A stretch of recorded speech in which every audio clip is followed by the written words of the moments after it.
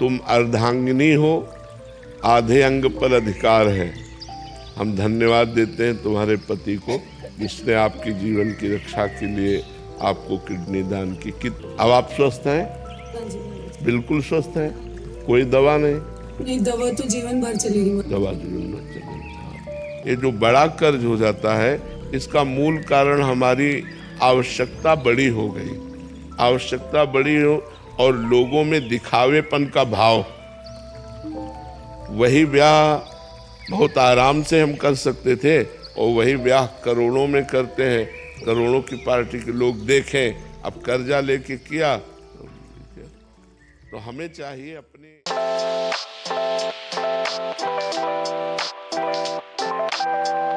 राधे राधे महाराज जी। महाराज जी, आजीवन लाइलाज बीमारी के कारण मेरी दोनों किडनी फेल हो चुकी थी। मेरी जान बचाने के लिए मेरे पति जी ने मुझे अपनी किडनी डोनेट किया। मेरे पति हमेशा से धार्मिक मार्ग पर चलने वाले इंसान हैं। इतने अच्छे सतमार्ग पर चलने वाले मेरे पति को मेरी वजह से इतना कष्ट हुआ। क्या ये मेरा पाप बन गया या मैं इसका ऋण कैसे चुकाऊं महाराज? नहीं, किसका है? हाँ, तुम अर्धांगिनी हो, आधे अंग पर अधिकार है। हम धन्यवाद देते हैं तुम्हारे पति को जिसने आपके जीवन की रक्षा के लिए आपको किडनी दान की। कितने वर्ष हुए किडनी ट्रांसफर कराए? पिछले साल ही हुआ। हाँ, बिल्कुल ठीक है। अब आप स्वस्थ हैं? हाँ जी। बिल्कुल स्वस्थ हैं, कोई दवा नहीं? नहीं, दवा तो जीवन भर चलेगी। दवा जीवन भर चलेगी। हाँ, ठीक है। बहुत धन्यवाद है आपके पति को जो उन्होंने आपके जीवन की रक्षा के लिए अपनी किडनी दान की। वास्तविक ऐसे ही पति होने चाहिए।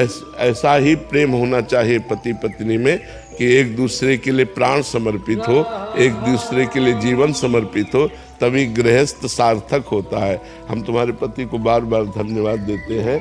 नहीं तो आजकल तो बहुत ही मानसिकताएं खराब हो रही हैं, लेकिन धन्यवाद है जिन्होंने वास्तविक समझा अपने पति धर्म को और उन्होंने अपनी किडनी दी। हाँ, बहुत सुंदर बात। वो भी स्वस्थ है? हाँ जी, वो भी स्वस्थ है। अच्छा, कहाँ है? अच्छा, आप हैं? आप इनके पति हैं? आप, धन्यवाद आपको, बहुत बहुत धन्यवाद। इनके जीवन बचाने के लिए धन्यवाद और भगवान आपको भी स्वस्थ रखें और आपको भी स्वस्थ रखें। हाँ, दोनों नाम जप करो और अच्छे से चलो, ठीक है?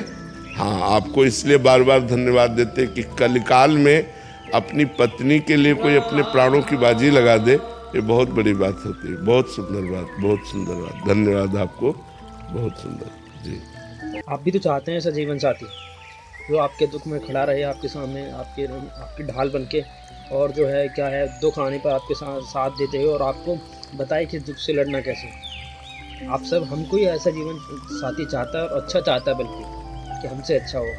पर जो खास बात यह है, सब लोग अच्छा चाहते हैं, पर कोई ये चाहता है कि मतलब जैसा जीवन साथी हम चाहते हैं वो जो है क्या है हम वैसा बन पाएँ हैं, जैसा हम चाहते हैं जीवन साथी वैसा हम बन पाएँ, है ना। कोई जो हम किसी से एक्सपेक्ट करते हैं हम भी उसे वही दे पाएँ। ऐसा मतलब क्या आप ऐसा कर पाएंगे? अगर आप ऐसा कर पाते हैं तो हाँ, आपको ऐसा जीवन साथी जो है मिल जाएगा। क्योंकि जो मेन मुद्दा है, जो बात है सारी, वो ये है अपने ऊपर काम करना। अपने आप को एक अच्छे उद्देश्य में रखिए, अच्छे मार्ग पे चलिए, अच्छा उद्देश्य रखते हुए आगे बढ़ते रहिए और काम करते रहिए।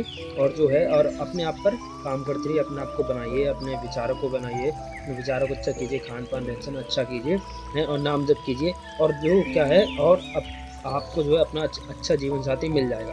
पर अक्सर लोग पता क्या करते हैं, अक्सर लोग कहते हैं भाई नहीं, हम तो जैसे हैं आचरण वैसे रहने दो, उनको अच्छे जीवन साथी नहीं, हमें वैसा बनना पड़ेगा जैसा हमें चाहिए। उस तरीके से जो है भगवान हमें मिला देंगे, ये सत्य है। वैसा हमें बनना पड़ेगा, जब जो है हमें अच्छी तरीके से मिल जाएगा। जो हमारे जीवन में अपने आप पे काम करते हुए हमें आगे बढ़ना चाहिए और जो है अपने उद्देश्य को लेकर आगे बढ़ना चाहिए, और अच्छे जीवन साथी जो है हमें अपने आप रास्ते में चलते हुए मिल जाएंगे। ठीक है, अब बढ़ते हैं अगले प्रश्न की ओर महाराज जी को। चलिए आइए महाराज जी, क्या कर्ज अधिक हो जाना भी पूर्व कर्म का फल है? नहीं, मूर्खता कि हमारी जितनी सामर्थ्य नहीं उससे ज़्यादा हमें मकान बढ़िया बनाना है, कर्ज कर लिया, गाड़ी लेके चलनी, कर्ज कर लिया, ये मूर्खता है। हमारी सामर्थ्य साइकिल की है तो हम बिना कर्ज लिए साइकिल से चलेंगे। अपनी बेटी का ब्याह करना है तो अपनी सामर्थ्य के अनुसार लड़के से ब्याह कर दो, अपनी सामर्थ्य के अनुसार चलो, कर्ज लेने की जरूरत नहीं है। हमें लगता है कि जो थोड़ा बड़ा तो सहयोग की बात अलग है, ये जो बड़ा कर्ज हो जाता है इसका मूल कारण हमारी आवश्यकता बड़ी हो गई, आवश्यकता बड़ी हो और लोगों में दिखावेपन का भाव। वही ब्याह बहुत आराम से हम कर सकते थे और वही ब्याह करोड़ों में करते हैं, करोड़ों की पार्टी के लोग देखें। अब कर्जा लेके किया तो हमें चाहिए अपनी मर्यादा के अनुसार, अपनी सामर्थ्य के अनुसार यदि हम जिए तो हमें कर्जा नहीं करना पड़ेगा। और कर्जा करना बहुत हानिकारक बात है।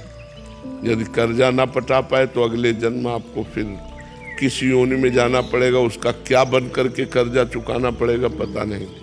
इसलिए कर्जा किसी का रहना नहीं चाहिए, किसी का नहीं रहना चाहिए, बहुत सावधान रहना चाहिए, किसी का कर्जा नहीं रहना चाहिए। वो सुविधाओं का काम नहीं है, वो दुख का काम है।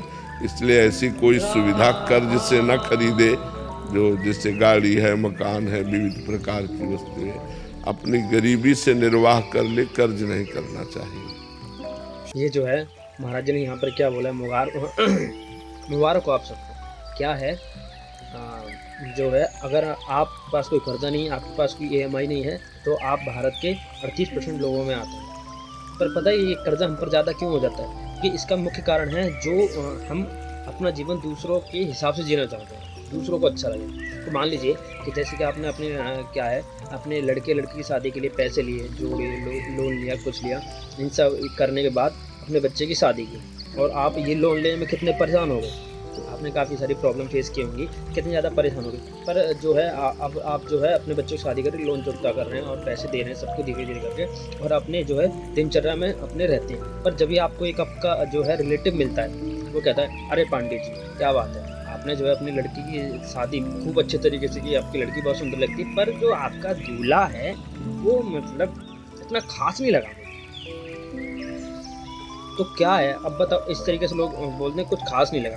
उस टाइम पे क्या करना चाहिए तुम लोगों को? बेल्ट निकाल लीजिए, बेल्ट निकाल के उसके जो है कान के नीचे बजानी चाहिए कि बता भाई, हमने लड़का जो है अपनी लड़की के लिए लुटाया तेरे लिए, तो तेरे को अच्छा नहीं लग रहा। तो क्या हम इस तरह के लोग जो हैं उनके लिए मतलब हम दूसरों के लिए मतलब इस तरह के लोगों के लिए अपना जीवन देते हैं, अपनी जो इतनी सारी चीज़ें मतलब करते हैं कि ये लोग देखें और हमारी वाह, कोई मतलब नहीं इन सब चीज़ों का। ये सब ढकोसलेबाजी है, कुछ नहीं होता।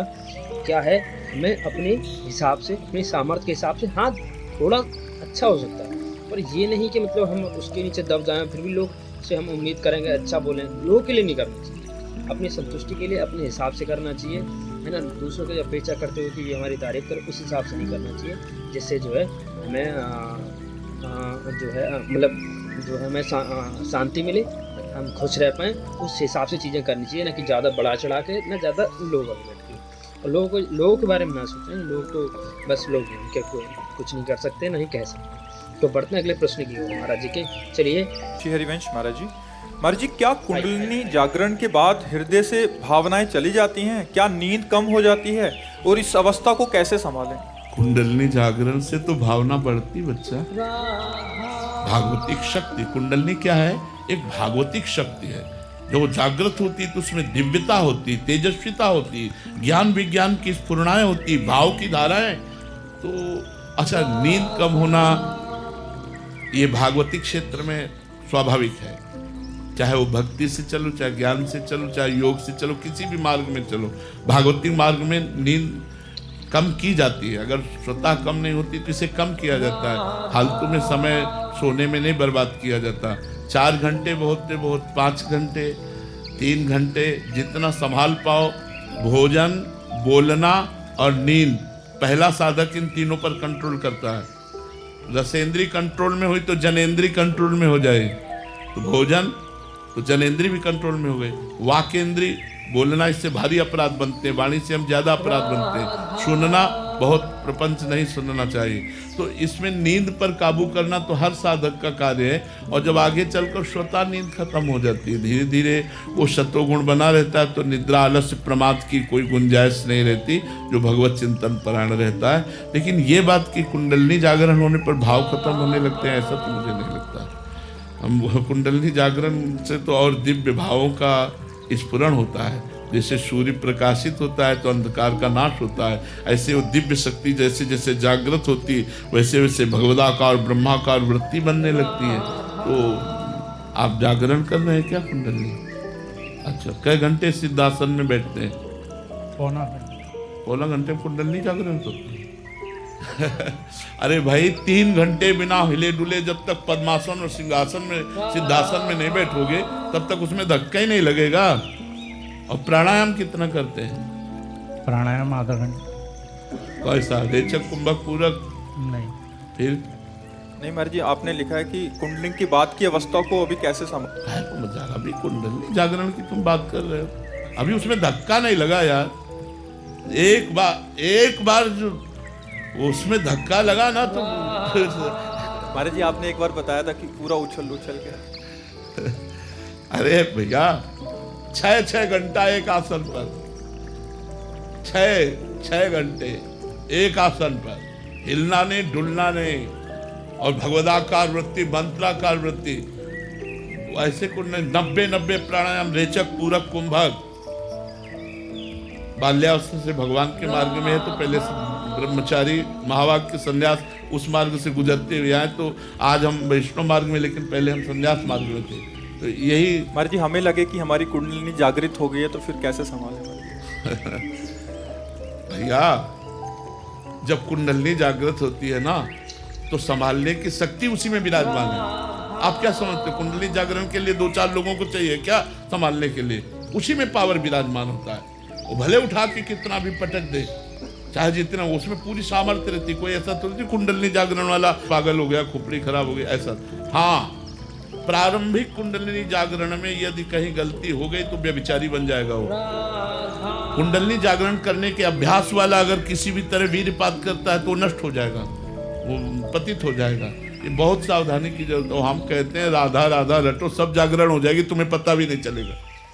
तुम्हें पता भी नहीं चलेगा कब कुंडलिनी जागृत हो गई, जो कुछ प्राप्त होना सब प्राप्त हो जाएगा। अब मान लो हमारी बात, राधा राधा जपो और आसनों पर बैठो, आसनों पर बैठने का अभ्यास करो।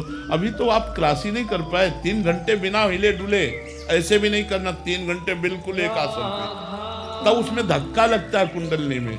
जब प्राणायाम रेचक पूरक कुंभक इन प्राणायामों के द्वारा, तब उसमें धक्का, वो सोई हुई कुंडलिनी को धक्का लगता है, तब वो होश बदल जाते हैं। रात दिन मंत्राकार वृत्ति, पवित्र आचरण, पवित्र व्यवहार, किसी से कोई मतलब नहीं, तब ऐसे ठीक है प्रयासरत रहो। ये जो है क्या है, कुछ लोग होते हैं मतलब क्या है थोड़ा ध्यान व्यान करने लगते हैं, और जब ध्यान में लगता है तो मतलब उनको लगता है ध्यान में कुछ हल्का बहुत होना, तो उनको लगता है भाई अब तो चलो महाराज जी के पास। महाराज जी के पास पहुँचते हैं, फिर कहने लगते हैं महाराज जी हमारी कुंडली जागरण होने वाली है, अब हम जो हमें शक्ति आने वाली है, हम सुपर हीरो बनने वाले हैं, है ना, और हम जो है लोगों को बचा। तो महाराज जी कहते हैं बच्चों बैठ, बच्चा रुक जा, ये काम हम भी कर रहे हैं। तो क्या है, हम मतलब क्या है, कुंडली जागरण होने से कुछ शक्तियाँ मिल जाती हैं, जैसे कि जो हमें आने वाले जो है प्रॉब्लम का पता लग जाता है, और हीलिंग पावर बढ़ जाती है, शरीर पे कंट्रोल आ जाता है, इमोशन पे कंट्रोल आ जाता है, हमें कोई रोग हो गया तो वो जल्दी हील हो जाएगा इस तरीके से। और जो हमारी सेक्सुअल जो एनर्जी होती है वो स्पिरिचुअल एनर्जी में चेंज होती है। इस तरीके से जो है काफ़ी सारी चीज़ें जो है चेंज जो है उसके बेनिफिट होते हैं कुंडली जागरण के। और जो है मोस्ट हम मैग्नेटिक ऑरा हो जाता है, जैसे कि मतलब आकर्षण बढ़ने लोगों में। तो देखो आपने ये नोटिस किया है कि किस तरीके से ये सब जो महाराज जी के अंदर भी है, पर ये किससे महाराज जी कैसे बताया, ये सब जो है नाम जप करने से, निरंतर नाम जप करने से, राधा नाम से सब कुछ होता है। महाराज जी ने बोला है कि नाम जपते रहिए, आपके अंदर कुंडली जागरण हो जाएगी, शक्ति भी समझ जाएगी, उससे आगे भी चले जाओगे, सब कुछ हो जाएगा। बस निरंतर नाम जप कीजिए, निरंतर नाम जप करते नहीं, थोड़ी सी पावर मतलब हल्का बहुत लगा ध्यान ज़्यादा हो रहा है, जाके बोलते महाराज जी पावर आ गई, तो कुछ नहीं है। महाराज जी कह रहे हैं कि बस ये सब कुछ नहीं है, आप बहुत इसमें जो है टाइम देना पड़ता है। तो नाम जप कीजिए, निरंतर नाम जप करिए। चलो बस मिलते हैं अगली वीडियो में अलग नए प्रश्न उत्तर के साथ। बोलो राधा वल्लभ लाल की जय, जय जय Shri Hari. Okay, let's go.